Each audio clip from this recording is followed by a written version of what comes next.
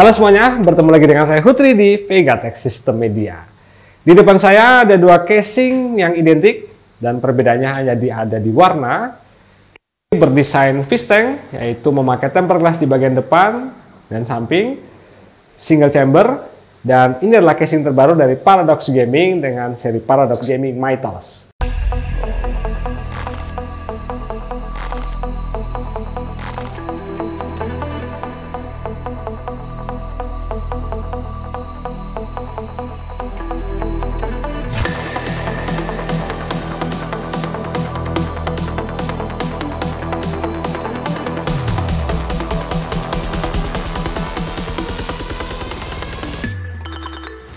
Masih ada satu seri lagi dari Paradox Gaming Mythos, yaitu Paradox Gaming Mythos Advance.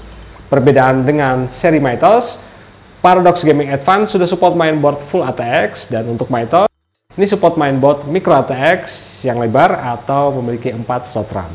Casing ini memiliki dimensi, pertama untuk panjang adalah 42,5 cm, tinggi 44 cm, dan lebar 21 cm.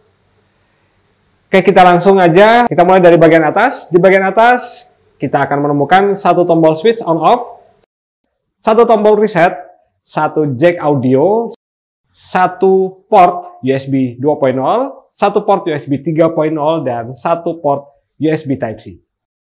Selanjutnya, di sini juga dilengkapi dengan satu dash filter magnetik. Pindah ke bagian depan. Casing ini memakai tempered glass dengan ketebalan 4 mm. Di bagian bawah memakai plat perforate atau plat yang memiliki banyak lubang. Ini untuk memaksimalkan airflow. Selanjutnya kita ke bagian samping, side panel sini. Side panel sini memakai tempered glass sama dengan di depan, ketebalannya juga sama 4 mm. Dan di bagian bawah juga memakai plat perforate. Sebaliknya, nah untuk side panel yang satunya, ini memakai plat dengan ada lubang udara di bagian depan. Dan di bagian belakang, paling atas, di sini kita menemukan juga lubang udara. Kemudian ada lubang udara untuk airflow dari casing. Ada expansion slot sebanyak 5 dan power supply. Untuk expansion slot, di sini ada bonus 1 dari spesifikasi yang tertulis di kardus itu cuma 4. Dan terakhir di bagian bawah, kita mendapatkan satu tambahan dash filter di bagian power supply. Demikian untuk bagian eksterior dari casing Paradox Gaming Mythos. Selanjutnya kita akan lihat bagian dalam, dan dikarenakan dua casing ini identik, saya memilih yang warna hitam. Oke, untuk mekanisme melepas side panel kaca, di sini ini ada plat yang lebih ya. Kita bisa menarik atau mendorong dari belakang. Saya memilih seperti ini. Dan side panel ini sudah toolless, jadi tidak membutuhkan baut lagi. Kita dorong. Nah, di sini ada pengunci di bagian atas dan ada penjepit di bagian atas. Untuk bagian bawah dari side panel ini kita mendapatkan 2 notch. Dan di bagian casing frame-nya sini ada, kita memasang side panel ini, kita tinggal meletakkan notch-nya. Oke, kita praktekin lagi untuk pemasangan. Dan kita tinggal dorong. Oke, ini untuk pemasangan dan pelepasan. Nah, selanjutnya untuk side panel yang bagian samping, di sini masih konvensional pakai baut, ada 2 baut bagian atas. Dan di bagian bawah, untuk membuka, ini tinggal kita tarik. Oke, demikian untuk side panel yang samping.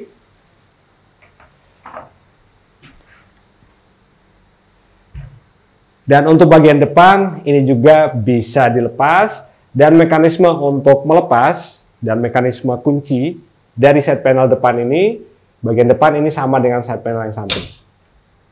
Ini saya dorong dari dalam ke depan. Dan sama, di bagian bawah kita dapat 2 notch. Di bagian atas ada pengunci yang bisa dimasukin ke dalam klip. Oke, dan ini adalah bagian interior dari casing Paradox Gaming Mitos.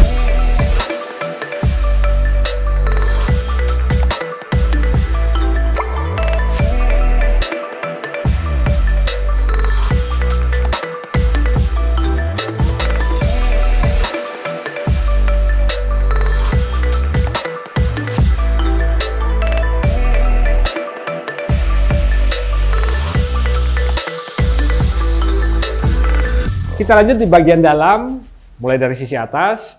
Di bagian atas ini bisa dipasangkan 3 buah fan berukuran 12 cm atau 2 fan berukuran 14 cm. Pindah ke sisi bagian belakang, di sini sudah mendapatkan satu bawaan fan ARGB. Jadi untuk teman-teman yang sudah punya mainboard dengan kontrol ARGB, bisa langsung disambungkan. Dan untuk teman-teman yang belum memiliki mainboard dengan 3 pin ARGB, ini bisa disambungkan dengan tombol reset yang ada di bagian front panel, sehingga kita bisa mengganti mode lampu dari fan ini. Di sisi bagian depan, samping, ini bisa dipasangkan 2 fan 12 cm dan tidak bisa untuk pemasangan water cooling all-in-one 240. Di bagian bawah, di sisi power supply cover, di sini dilengkapi dengan lubang-lubang mesh, bisa dipasangkan 3 buah fan 12 cm dan ada 2 lubang kabel manajemen. Tapi untuk pemasangan fan 3x12 cm, berarti lubang manajemen yang sini tidak terpakai dan lubang kabel manajemen akan pindah di bagian belakang. Selanjutnya di bagian tray untuk pemasangan mainboard, kita mendapatkan 2 lubang untuk kabel manajemen di sisi atas, kemudian ada 2 lubang juga untuk kabel manajemen di sisi depan. Untuk mainboard, di sini support mainboard micro ATX yang lebar atau support 4 slot memori dan mainboard mini ITX. Selanjutnya kita akan pindah ke sisi sebelahnya. Oke, sebelah sisinya, sini panjang kabel untuk front panel sudah kami ukur yaitu 69 cm. Dan untuk konektornya di sini sudah warna hitam. Dan untuk yang casing Paradox Gaming Mitos warna putih. Itu juga untuk konektor di bagian front panel ini juga sudah warna putih. Untuk pemasangan storage di sini bagian belakang ini support satu storage 2,5 inch itu SSD. Bila kita turun ke bagian bawah, di sini kita mendapatkan satu bracket untuk pemasangan 2 HDD 3,5 inch atau 1 HDD 3,5 inch dan 1 SSD 2,5 inch. Tinggal teman-teman mau milih yang mana nih? Pasang 2 HDD sekaligus atau kombinasi 1 HDD dan 1 SSD. Dan terakhir di bagian bawah, casing ini support untuk pemasangan power supply dengan panjang maksimal ada 18 cm. Demikianlah untuk sisi bagian dalam dari casing Paradox Gaming Mitos. Di paket penjualan Paradox Gaming Mitos, teman-teman sudah dapat baut untuk pemasangan mainboard, power supply, hard disk, dan SSD, 1 buah spare atau cadangan klip pengunci, spacer untuk pemasangan mainboard, dan 10 buah kabel TIS. Selanjutnya kita akan simulasi untuk merakit memakai casing ini, dan ini adalah spesifikasi pendukung yang kami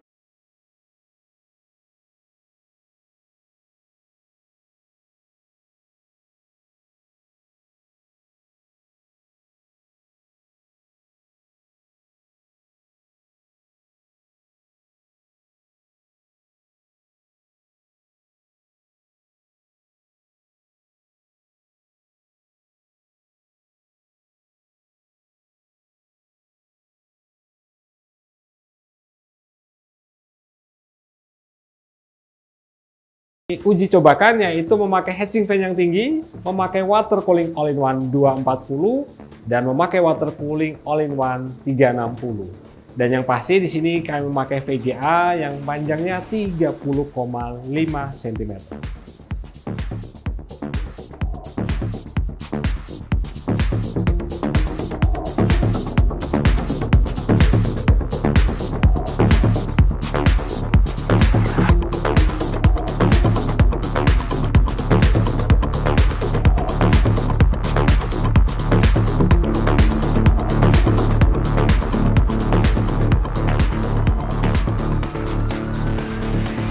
Dan ini adalah simulasi saat kita memasang heatsink fan dengan tinggi 157 mm di casing ini. Masih ada space sekitar 8 mm. Untuk maksimal hatching yang bisa dipasangkan di casing ini adalah dengan tinggi 160 mm. Dan juga di bagian atas ini masih lega banget saat kita masang 3 fan 12 cm atau 2 fan 14 cm.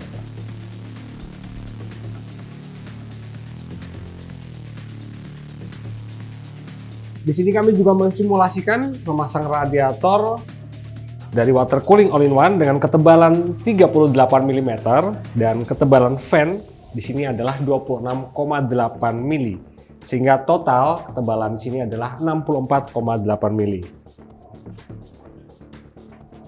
Masih ada ruang, space meskipun tipis banget, tapi di sini kita masih bisa untuk melepas dan memasang ram. Jadi kita tidak perlu melepas water cooling all-in-one 240 ini, tipe ini ya, tipe yang tebal ini, baru kemudian kita melepas ramnya.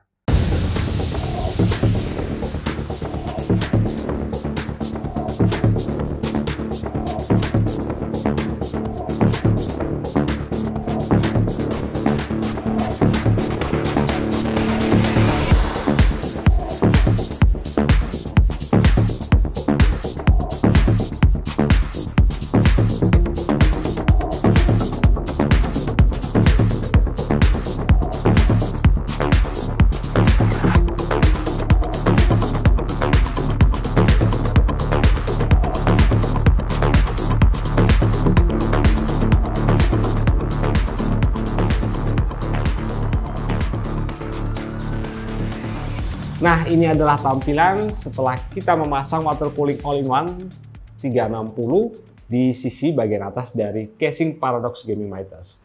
Untuk fan di belakang kami replace atau kami ganti dengan fan dari ID Cooling.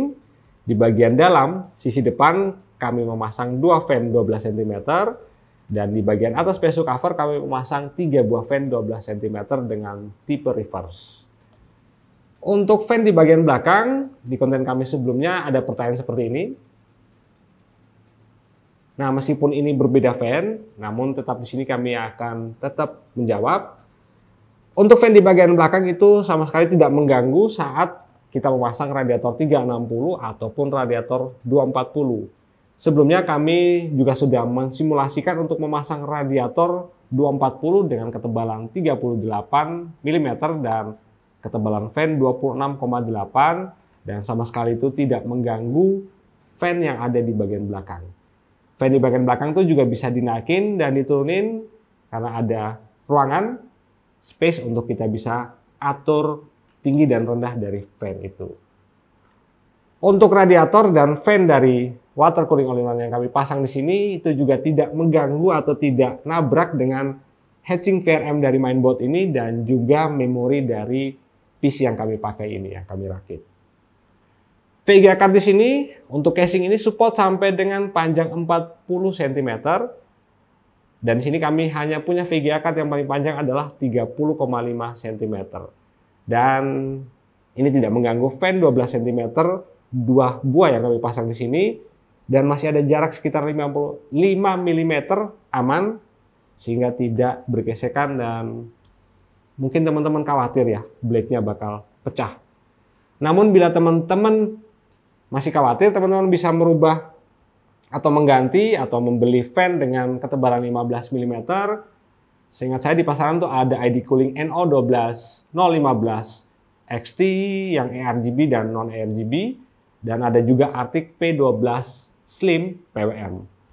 Untuk kabel manajemen dari casing ini, meskipun single chamber, kami tidak menemukan kendala saat melakukan manajemen kabel. Banyak ruang yang bisa kita manfaatkan untuk manajemen kabel, jadi tidak ada masalah untuk kabel manajemen di bagian belakang. Untuk pemasangan fan di sini, total adalah 9 fan. Di sini kami memakai tambahan ID Cooling HA02 untuk fan hub dan juga ARGB hub. Juga ada tambahan ID Cooling FS04 ARGB splitter dan satu ID Cooling FS04 PWM splitter. Ada beberapa poin kekurangan, tapi poin di sini itu tidak mengurangi fungsi utama dari casing ini. Beberapa poinnya itu adalah pertama, fan di belakang masih memakai konektor Molex Mungkin di batch berikutnya bisa diganti dengan 3 pin atau 4 pin PWM, nambah-nambah dikit, no problem ya untuk harganya. Berikut adalah untuk USB Type-C dan USB 3.0 itu masih memakai header dari USB 3.0 yang ada di mainboard. Jadi untuk USB Type-C di mainboard ini itu digabung dengan USB 3.0 headernya. Poin terakhir adalah casing Paradox Gaming Mythos ini tidak menyertakan baut panjang untuk pemasangan fan di atas PSU cover. Jadi pastiin teman-teman untuk membeli fan tambahan yang sudah dilengkapi dengan 4 baut panjang. Demikianlah review kami untuk casing Paradox Gaming Mythos. Terima kasih kepada PT Foxon Teknologi Nusantara yang sudah ngirimin unit ini ke kami. Terima kasih untuk teman-teman yang sudah nonton video ini dari awal sampai dengan selesai. Silakan like, share, dan subscribe. Dukung kami di Vegatech System Media untuk berkembang.